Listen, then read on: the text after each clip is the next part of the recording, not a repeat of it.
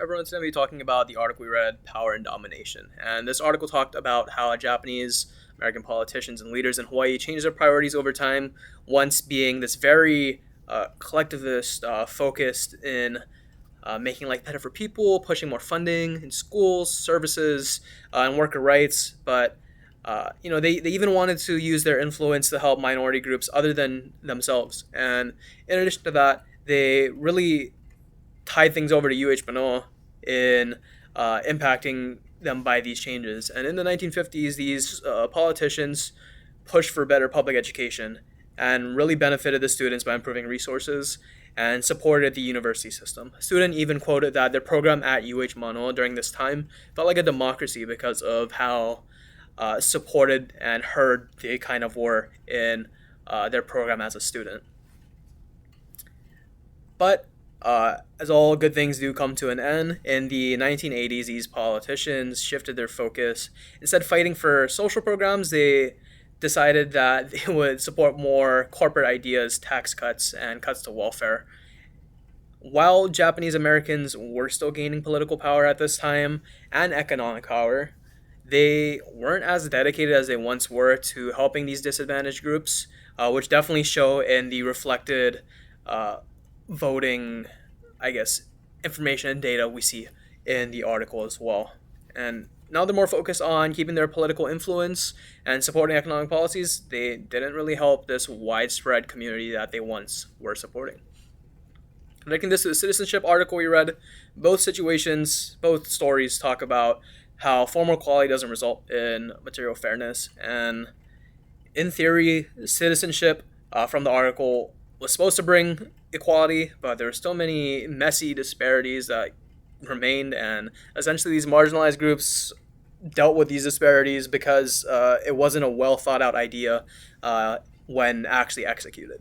Similarly, with these Japanese American politicians and leaders, influence and formal equality shifted over time. Uh, in theory, it was good, but the impact to the communities that were once supported by them reflected it in a very negative manner. And these shifts in focuses from social welfare to economic policies and really just favoring corporate ideas and interests made these underrepresented communities, including the students at UH Mano, who are these Nisei students, really just hate on what the government was doing. Connecting this to me, the article mentioned how politicians have to heavily consider how each race differently uh, differentiates in how they vote based on their values. And I can see that my household is primarily Democratic just because of what's reflected in the table. It really just connects everything.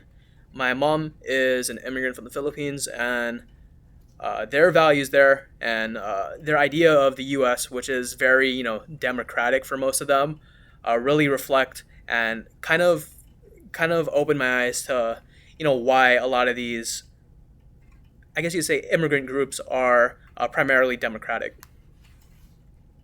Answering some questions now, I want to first answer: has anyone else experienced having to hide their identity because you're taught to? And I can say, as someone who's half white, uh, in Hawaii, it's not always the most favorable thing to be white because white people have oppressed these minority groups, which are the majority in Hawaii now.